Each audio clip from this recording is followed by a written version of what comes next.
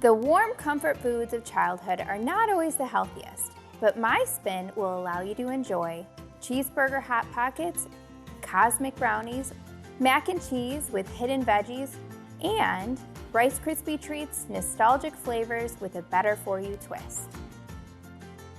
Well, today's show is all about childhood favorites, so naturally I have my childhood favorite here with me, my sister Emily, and her boys are going to be joining me in the show as well, my nephews Easton and Quentin, who are some favorites of mine as well. We're going to be making one of our childhood favorites, Hot Pockets, made healthy. For this recipe, you'll need 1 pound of ground meat, 1 tablespoon of Worcestershire sauce, 1/4 cup of ketchup, 1/2 tablespoon of mustard, 1 teaspoon of onion powder and garlic powder, 1/8 teaspoon of salt, 1/8 teaspoon of pepper, 4 tortillas, 1 cup of shredded cheese, and 2 tomatoes. Do you remember eating Hot Pockets? We literally just talked about these. Yes, we did. Because they were so good and easy, and we thought they were healthy because they were called lean pockets. Yes. What a marketing tool that was. Hey, you know what? They were delicious. Yes. However, they burned your mouth every time. It's true. It was a pocket of hotness. It's true. To start off these cheeseburger Hot Pockets that we're making, we have some ground meat that's cooking up here. Just continue to cook that until it's just about brown. And while it's browning, you can add the seasoning. So here's our seasoning. We have garlic, onion powder, and salt. And then you'll want to add, well, actually, I'll just add that while you're cooking up the meat. Some Worcestershire sauce. Say that 5 times fast. Spell it. I mean, I actually don't know how to spell it, to be honest. And so whenever I add it in for a recipe, I have to Google it. I'm like, how do you spell this ingredient? I don't know. So fun fact about us with our childhood is that when we were growing up, one of our biggest things that we're now learning in our 30s and in our 40s is some of the things that we did when we were younger, like there were good and there were bad things. But we are now like learning, okay, what are the bad things that we really... How do we want to change? How do we want to change? Yes, that's what I'm trying to say. So we have really been doing that a lot, almost like a soul searching thing where we're like, let's go back to our childhood and realize, like, when did we learn this habit or this behavior? Yeah. So and do we want to carry it on? Yes. Or break it? Yes. And that even comes into cooking and different things where we're trying to teach our kids better than what we learned. And it's not necessarily something that we learned negative from my parents. It's just simply things that we learned growing up. Sure. And I think everybody can do that. Everybody has a chance to grow. And a lot of times when you look back into your childhood, that's when you can find, oh, that's where like the start of that behavior or habit was. And you can actually then do some really searching where you're like, how can I do better, learn from that. It's helpful to identify like where it stemmed from. Like, why do I always feel like I'm in a rush, right? Yes. How do I change this so that it doesn't carry on to our children too? Yes. And it's not all bad things. Like, what are good traditions that we want to carry on that we learned? And you know, what were ways that we felt loved and special growing up that we want to carry on? So yeah, let's do some soul searching. Yes. And even we do that even with food. Yeah. So we take the recipes that we grew up loving, which my mom did make some favorites, some childhood favorites. And it really does bring us back to our childhood. When I think about some of the foods she makes, I'm like, that's just childhood to me. Yeah. And so I still love them, and it's like comfort food because my mom made it when we were little. But how can we make it in a healthier way? So this is one of those recipes that was inspired. Yes. Okay. It was inspired by Mom. Yeah. You know, she might have given us frozen Hot Pockets. But that was what you did in the 90s, and so we're doing better now. We're doing a little bit better. We're making our own. When you know better, you do better. That's right. So we added to the ground meat, not only the seasoning, but also some mustard, ketchup, and Worcestershire sauce right in the pan, and that will really flavor the meat really well. So then you can take some of that meat, because that looks brown. Yep. Turn this and you can put some, you can put some right into a tortilla. And then I'm going to show you guys how we kind of assemble these Hot Pockets. Now, you could do any kind of cheeseburger filling that you like in these. So obviously cheese is a must since it's cheeseburger filling. However, you could do so much more than just tomatoes. You could do pickles, onions, lettuce. The only thing is if you're going to make these ahead of time and let's say freeze them, for example, you don't want to add tomatoes, lettuce, pickles. That's just going to add a lot of moisture. Wetness, yeah. And it's going to be frostbitten by the time you eat them. So don't add the extras, just the cheese and the meat if you're going to freeze them. However, if you're going to eat them right away, you can go ahead and add all those delicious toppings that you like. We are making these for the kids, the boys today, so we're just going to add tomatoes just because that's kid friendly. And then for rolling, you'll just want to take 2 of the sides of the tortilla and fold it around the filling, and then just kind of flip it around and roll it over those sides that are tucked in. And then you have a nice little pocket there. Now, we are gonna bake these on this sheet pan, so that's why I put it on a sheet pan, and that will help all the filling really stay inside nicely once we bake those. So we're just gonna kind of roast the tops of them. And what I'm gonna do is I'm actually gonna spray them with a little cooking spray on the top just so they get nice and golden brown and a little bit crispy. So again, we're just kind of tucking and rolling. You can finish up just the last These look good. My boys are gonna love them. few here. So I'm gonna actually top these with a little bit of cheese just because why Who not? doesn't want more cheese? And then obviously then your kids will be like, yes, Yes. whatever that is. I They mean, always look with their eyes first. They They do. judge it by the cover. And then, like I said, let's spray them with a little cooking spray. This will just get them a little bit crispy on the outside, just like you'd expect a Hot Pocket to be. We're gonna bake these 425 for 5 to 10 minutes, just until they're lightly golden brown.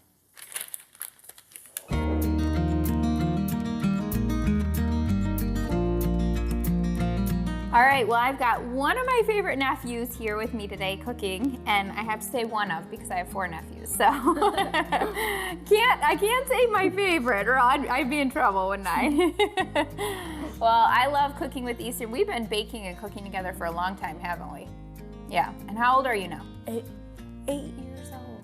We started this when I think you were 2 years old, so it's hard to believe it's been that long. So today we're making together a childhood favorite of mine and your mom's, but it's also probably going to be one of your new childhood favorites called Cosmic Protein Brownies. For the bars, you'll need 1.5 cup of nut butter, 1 cup of protein powder, 1/4 cup of cocoa powder, 1/4 cup of maple syrup, 1/4 teaspoon of salt, and for the topping, you'll need 3/4 cup of chocolate chips, 1 teaspoon of coconut oil, and 2 tablespoons of sprinkles. Okay, so we're gonna add all of these ingredients to the bowl. We have some syrup, cocoa powder, peanut butter, and protein powder and salt. Very easy, and they're already measured. So all you have to do is just dump them in the bowl. So you can start that. Just all of it? Yep, go ahead and add all of that to the bowl, and I'll give you a little hand here. So we have some protein powder. Does your mom use protein powder at home?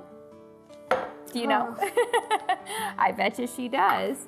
And then some salt in, and you can do the peanut butter with the spatula when you're done with the salt. Just 1 scoop? Yep. What's your favorite thing that your mom makes for food? Pizza. Ooh, pizza. That's a good one. What about treats? Ice cream. Ice cream. Does she make her own? You can add this. Yeah. Yeah. She makes her own ice cream. Does she do like the creamy Ninja ice cream?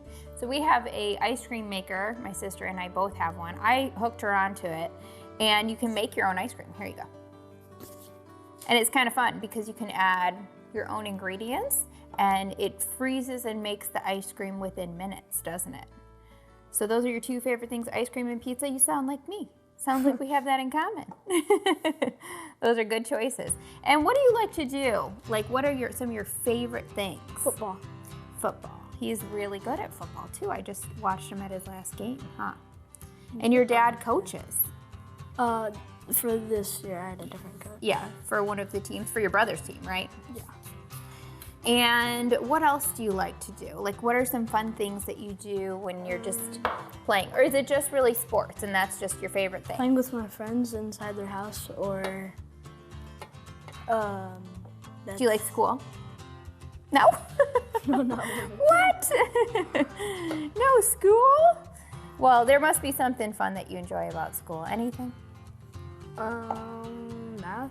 Math. That's good. Most kids would not say math, so that's pretty impressive. I'm not that good.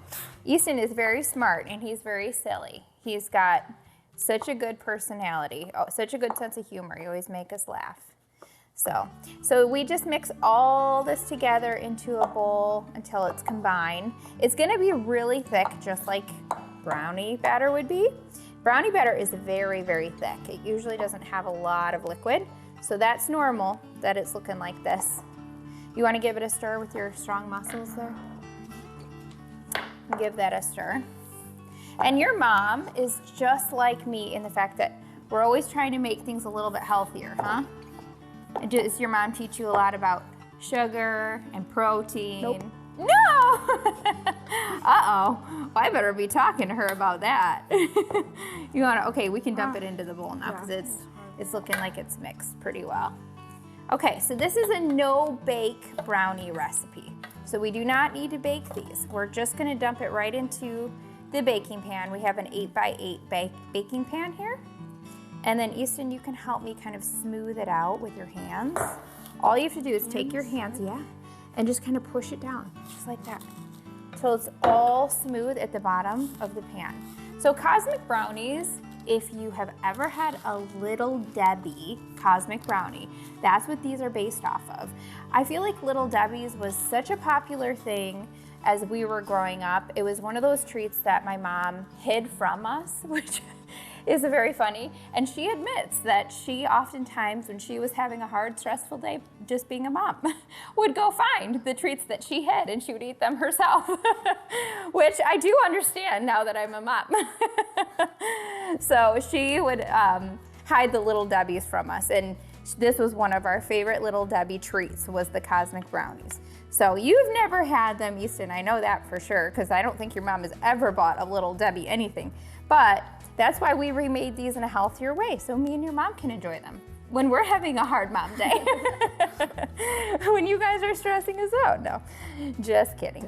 Okay, so that looks good. We're just smoothing that out. And then do you want to pour the melted chocolate over the top? And then we'll kind of smooth it with a spoon. So these are flourless as well. So if you have a gluten intolerance or you're just looking for something with a little bit less carbs, a little bit more protein and healthy fat from the nut butter, this is a perfect dessert recipe. Good job. And yep, you just smooth it out over the top. And then I got these cute little sprinkles from Amazon. You could buy any kind of sprinkles just from the store. Just plain sprinkles would even work. But I thought these were cute. They're like candy coated chocolate sprinkles and they reminded me so much of the Cosmic Brownie classic sprinkles. And you can't go wrong. You can just pour as much as you want.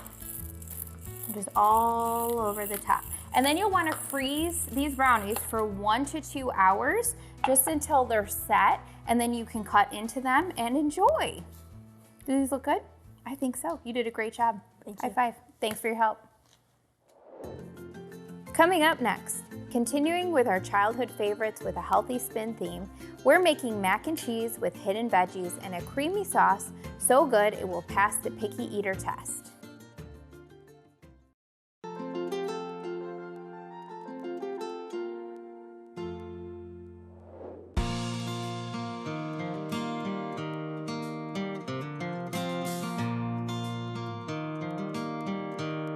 Next up on our list of childhood favorites, we're gonna make mac and cheese with secret veggies in the sauce. Our secret veggie is a summer squash. Wow, So, never done that. If you can't find a summer squash because it's not summer and they don't often come in the winter, at least not this big, you can always use zucchini, that would work great, or butternut squash would work great. So when you slice this up or dice it up, I would say you just wanna make sure you have about 1 to 2 cups of vegetable to replace the summer squash if you aren't using that. For this recipe, you'll need 1 8-ounce package of pasta, 1 summer squash, 1 cup of milk, 2 tablespoons of oat flour, 1/4 cup of cream cheese, 1 teaspoon of salt, and 1/2 cup of shredded cheese. So Em, you can dice that up and put it into the blender. Okay. We're gonna make the sauce in the blender. We are gonna finish it off in the pot. And you will want to use a pot, the same pot that you use to cook your pasta. We already cooked our pasta ahead of time, but that way you don't have to dirty 2 pots. Just cook the pasta in the pot, and then you can make your sauce in the pot as well. So to the blender, I'm adding the rest of our sauce ingredients. Very, very simple. I like to use, instead of almond milk, which is what I often use in recipes, a full fat milk. So a 2% milk, or if you don't do dairy, coconut milk. Something with a little bit more fat is usually better in this, just because it makes the sauce creamier. Can you use half and half? I know it's like higher calories, but half it's and pretty half, creamy, yeah. right? And you don't use a lot of it anyway, Yeah. so just a little bit. And then cream cheese, it does add a little bit of the creaminess as well. But you're not gonna know that this summer squash is even in there, because once we blend it up, you won't see it, you won't taste it. It just adds all the nutrition and the fiber. And then I'll start blending just to kind of get things moving in the liquid.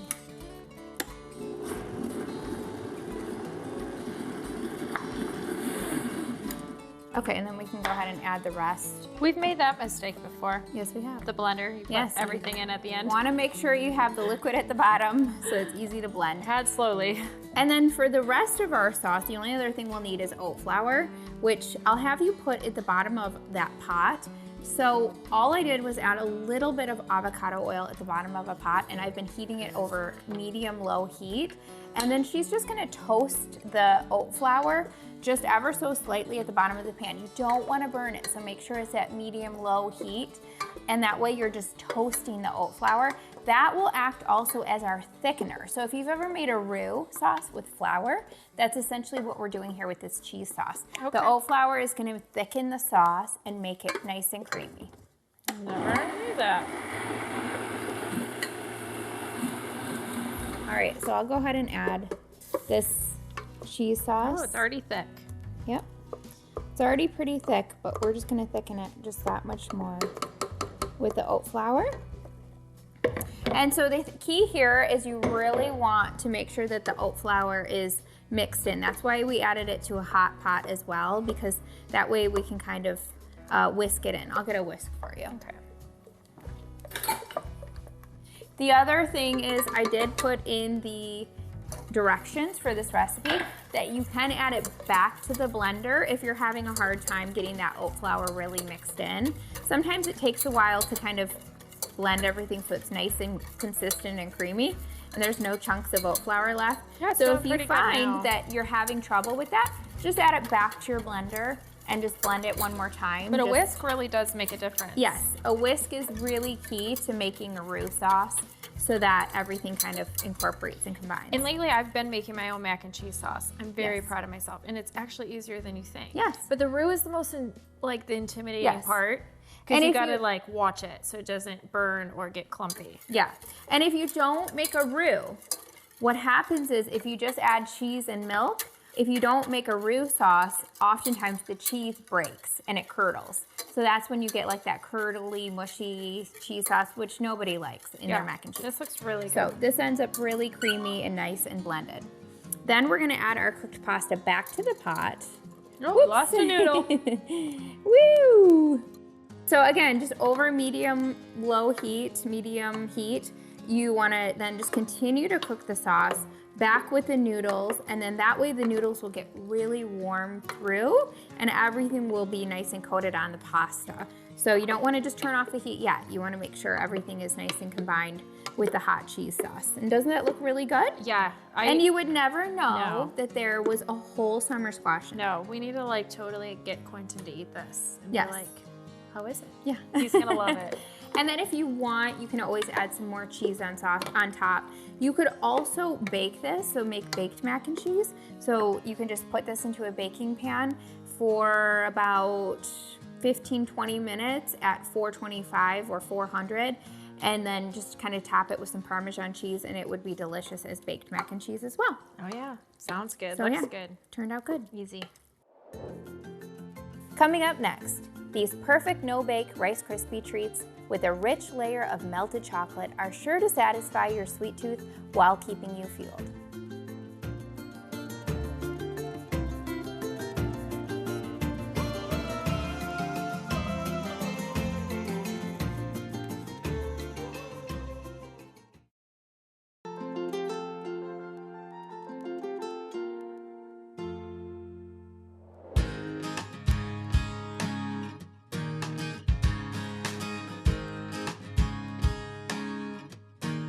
Okay, now I'm here with my nephew, Quinton, who we call Quinny, right, for short. And how old are you, Quinny? 6. He is 6 years old. I can't believe it. Today we're gonna make some protein Rice Krispie treats. Have you ever had Rice Krispie treats? And so these are gonna be protein packed, so they're gonna make you feel nice and strong. And you like that, huh? Show them your muscles. Oh, wow. Wow, that's looking good. So protein is great for kids because it builds strong muscles and bones. So we're gonna add some protein into this delicious childhood favorite. For the Rice Krispie treats, you'll need 3 cups of rice cereal, 3/4 cup of peanut butter, 1/2 cup of maple syrup, 1/4 cup of protein powder, 2 tablespoons of coconut oil, 1/2 teaspoon of salt, and for the topping, you'll need 1 cup of chocolate chips and 2 tablespoons of coconut oil. We're gonna start with some peanut butter, some maple syrup, protein powder, and coconut oil. So we can add that all to a bowl. So add all 3 of those to this big bowl, and I'll add the peanut butter, okay? Good job. And you love to cook, don't you? Do you cook with your mom and do you bake with her? Yeah. What's your favorite thing to make with your mom? I like to make my favorite food, So what is that? mac and cheese. Do you make mac and cheese with your mom? Wow. And Quinny does. He loves to cook and he loves to bake. I always say one day he's going to be a wonderful husband because he is so good with babies. You've always loved babies. And you love Jesus and you love to cook and bake. So, I mean, what a good And husband. I love football. Oh, and football. Well, that's important too, right? Okay, so I'll have you add the Rice Krispies. We're gonna add those last. So go ahead and add those to the bowl, okay? Oh, you can just pour it in just like that. Makes it really easy. So yes, the Rice Krispies you'll wanna do last just to make sure that everything else is well combined in the bowl. And then we're gonna kind of fold all of that together, just like that. I'm gonna get it going and then you can take a turn stirring too, okay? And what's your favorite food that you make with your mom as far as baking? Do you know the difference between baking and cooking?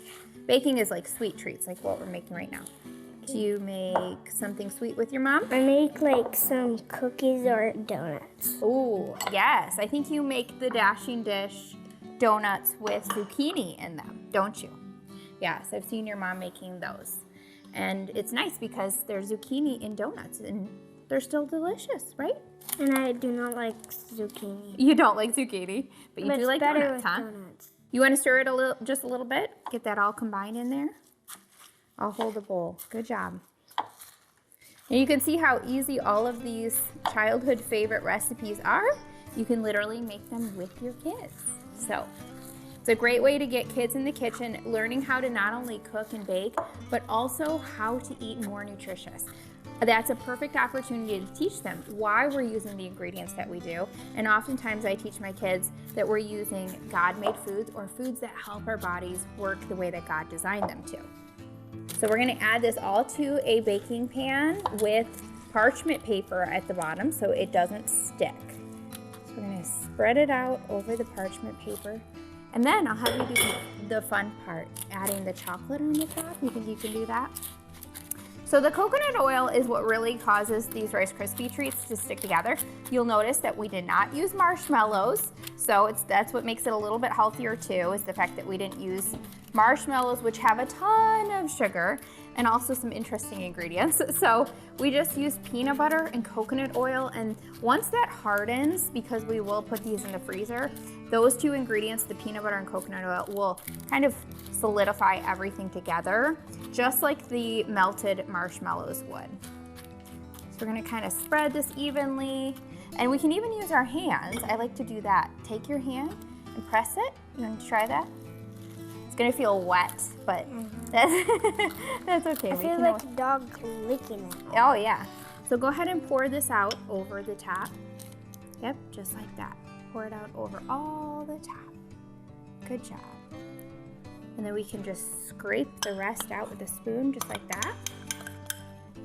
Get it all that goodness in there. And the chocolate layer on top will also help kind of stick everything together, solidify it. Okay, now we're gonna add the salt on top. Just sprinkle all over. That's perfect. So we're gonna put these in the freezer for 1 to 2 hours, just until the coconut oil sets and hardens up. Then you can take the parchment paper out just like this and cut them into squares. Those look delicious. Thank you for your help. These will be yummy to eat, huh? Yeah, thanks for your help, bud.